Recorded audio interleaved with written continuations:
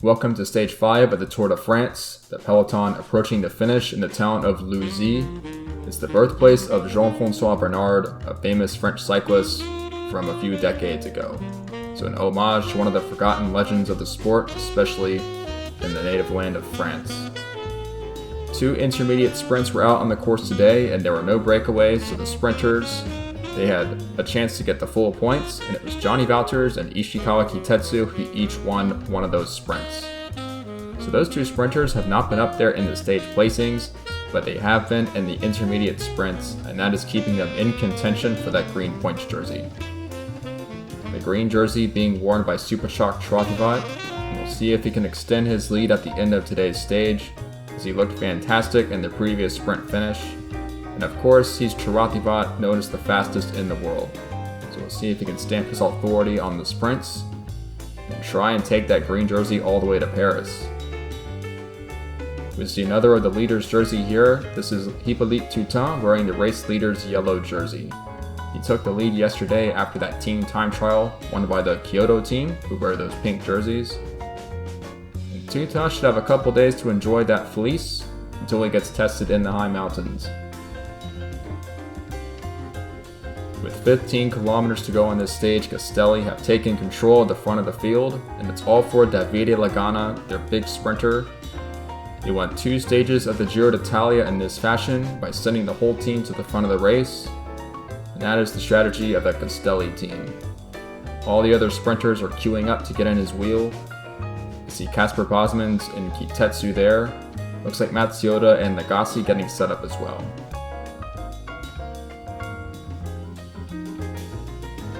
This is the last great opportunity for the sprinters to win a stage for around a week of the race, because a lot of hills and mountains are on the horizon, starting with tomorrow's stage. So for the likes of Heinrich Kromer and Supershock Trativat, who are very poor climbers, this is their last chance for a while to score some big points for the green jersey. Maybe that's why the teams of Castelli and Valnor are taking the stage very seriously. They chased down all the breakaways today. There were a couple of attempts early in the stage, none of them stuck. And here we are as a field of 96 approaching the finish. That's the 5Ks to go banner we're going under now. Castelli still with their whole team at the front of the race. And all the other sprinters, they don't have leadouts, they're just using Castelli's to their advantage.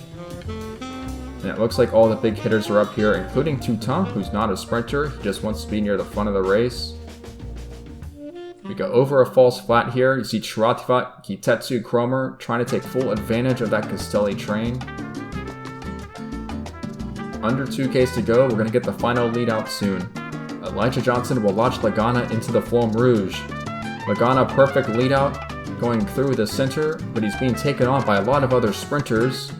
And he doesn't have the speed, but Miroslav Kostra does, and the Slovak sprinter will take the stage win. Supershock Trativat in 2nd place, Lagana in 3rd, and Kazi Banabi nearly snuck up on the right hand side and took the win, but he ended up in 4th place. A very close sprint, so many sprinters were contesting right at the finish line, and Kostra just timed it to perfection, and he had the speed as well. A disappointment for Davide Lagana because his team did so well. It was a great lead out in the very end, but he just didn't have the speed, so maybe his legs not quite at their best form. So quickly into the stage results now, it's Miroslav Kostra who wins the stage, Trativat 2nd, then Lagana, Banabi, and Elijah Johnson, the lead-out man for Lagana, got himself a 5th place as well. Kromer, Wouters, Kitetsu missed out on the points at the finish. They were just in the fringes of the top 10. Despite the time bonuses available at the finish, there's no change in the GC. Although if Kazi Banabi had finished 1 place higher in 3rd, he might have taken the yellow jersey with a time bonus. So a close call for Hippolyte Toutain, but I don't think he would have cared too much because Kazi Banabi is on the same team. In the points classification, Miroslav Kostra has become the new leader. He scored a lot of points for winning the stage, and he got some points in the intermediate sprints as well on the course. Trativat close behind in 2nd place, then Johnny Wouters and Kitetsu losing a bit of ground. No change in the King of the Mountains jersey with no points on offer today, but that will change tomorrow. And Kyoto still leading in the team competition.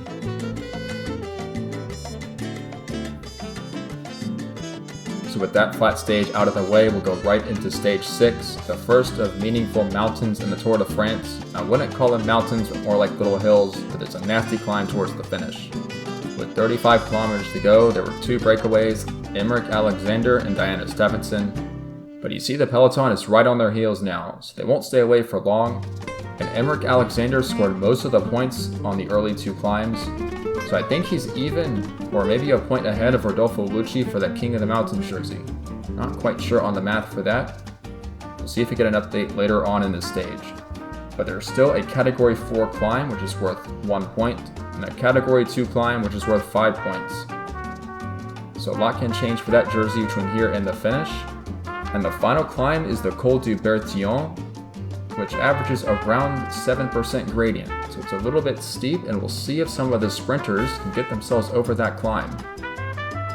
In the Giro d'Italia, Tyrus Tosh of Vitro of Worstal won a stage very similar to this one. And you have to think someone like Miroslav Kostra and Ishikawa Kitetsu could get over this climb as well. Florence Haas has brought back the breakaway, so Castelli clearly think they have a chance at this stage. Will it be for Davide Lagana, or are they more interested in someone like Ugo Zorzi, who's been riding better late in the season? A fantastic performance in Il Lombardia for the little Italian. He's yet to show himself in the Tour de France. The race on the few little ripples between here and the Col de Bertillon goes up and down a little bit, and here's the Category 4 climb of the Côte de Poncin. I think that's Tony Kiergo who scores that singular point there. And you see it's actually Diana Stephenson who's the virtual leader in the Mountains jersey competition. So we'll see if she tries to score some points at the top of the next climb, but I don't think she'll be at the front of the main field because she spent so much time in the breakaway. She might end up getting dropped by that point. But no shame in that. When you spend around 200 kilometers in the breakaway, that's bound to happen to just about anybody. Under 20 kilometers to go now, some of the riders getting dropped. Rebel Nagasi, one of the sprinters, is out of the pack. And the erstwhile race leader, Emil Meyer, asserting himself at the front. And Meyer looking a bit tired. He's done some work throughout the stage because he's no longer the leader of the team, because he's not wearing the yellow jersey. It's all about the 2 other riders on the Italia. Kelvin Moore, who's interested in a high finish overall in Paris. And then Rodolfo Lucci is going to be going for stage wins. And possibly on a stage like this could be good for Rodolfo Lucci. He's a very explosive rider on these short little climbs. Udi Abaya's not a bad sprinter either. She's gone up there on a few of the stages like this as well. So we'll see what Natalia chooses to do on the Col du Bertillon. And we're getting onto it now. Castelli and Doimo leading the way. 6.4 kilometers, averaging 7.5%. And Udi Abaya is going to set the pace. We'll see if she's setting this up for Rodolfo Lucci. Natalia has been an aggressive team in recent races, and they've done well scoring in the classics, and they've won 2 stages already in the Tour de France. Team and the magenta jerseys trying to keep up the momentum. Blaise Robillard, who won a stage of the Giro d'Italia, setting the tempo now. And there's Rodolfo Lucci in that polka dot jersey.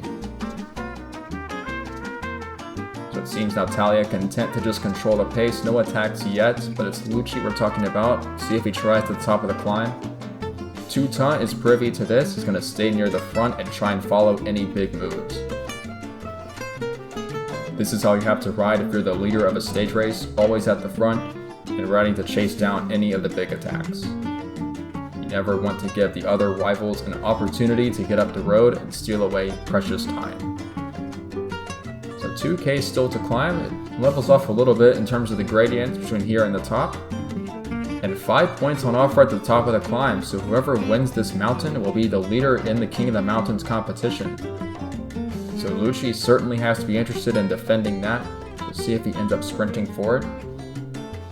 Under 1K to the top as we focus on the polka dot jersey. Looks like Ugo Zorzi's going to go for it. He's launched an attack. Followed by Rodolfo Lucci. Now Lucci did score on the climb, and it looks like on countback he's still the leader in that jersey competition, despite being even on points with Ugo Zorzi. So Lucci didn't win the climb, but he has defended it, and some action as riders try to get up to Ugo Zorzi. But no big attacks on the descent. 3 kilometers to go. We'll go downhill right into the finish. Not much time to recover. It seems 40 riders still in this group.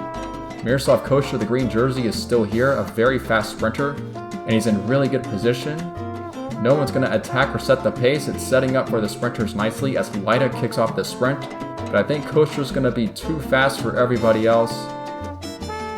Well, all the other sprinters got dropped, and that just opened the door for Miroslav Kosher, and he's come through and taken the stage win. And he's already leading that green jersey competition, so he should extend that lead by quite a lot. The other riders coming through that have been dropped, so he could get a little bit of a shakeup on GC here.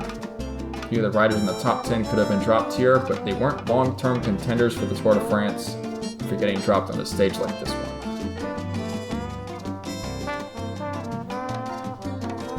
The stage win goes to Miroslav Kosher of the Sismic team, followed by Gonzalo Galvez of Nautalia. Not the first time Galvez has gotten second place this season. Has to be a bit frustrated he hasn't come through with a win yet. Ibai Leida in third for Kyoto, Raul Sanchez fourth for Hackett, and Zorzi was fifth for Castelli. Cooper, Balashkov, Udebaya, Skavgo, and Moikin also in the top 10. And the top 40 riders all in the same group. The general classification a little bit different, some riders moving up after the non-climbers were dropped on the course today. Hippolyte Toutain is still the race leader. Yannick Verhoeven, his teammate, is up to second place at 5 seconds. Rudiger up to third at 9 seconds. Canale now fourth at 15 seconds. And then a lot of Kyoto riders still in the top 10, 5 of them to be exact. Jean-Marie Caillou is up to 8th place, just 26 seconds back. With Moro, Robillard, the last of the sprinters, hanging out there in the top 10. Some of the other contenders like Balashkov and Sancho a couple of minutes behind for those time trials. But Kelvin Moore of Nautalia seems to be the next closest. He's in 13th place at 41 seconds. In the green jersey points competition, Miroslav Kosher has extended his lead, a commanding 56-point advantage over Supershock Chirativat. Johnny Wouters in third and Kitetsu still in 4th place. The mountains competition had some action today, but Rodolfo Lucci by Countback keeps his lead, even on points with Ugo Zorzi, as Diana Stephenson up to 3rd place. And Kyoto have extended their lead in the team classification. I think they're the only team to have 3 riders in that front finishing group, so they have a bit of an advantage now over the other teams. But a lot can change on a big mountain stage, so we'll see how long they hold on to that lead. So that final climb of the Bertillon, a gentle appetizer into what to expect in the next few stages. Stage 7 has a similar finish to this one, but the climbing beforehand is much harder. The first real day in the mountains, not sure if we'll see huge differences for the top favorites, but there will be a sorting out in the general classification. From there, we have 3 extremely hard stages in the Alps. So the Tour de France, in terms of the race for the yellow jersey, is really starting in earnest. And as for the green jersey, it seems Kosher is in total control of that competition. So the race only gets harder from here for the riders trying to win the Tour de France. As always, thank you for watching, and we'll see you next time for Stage 7.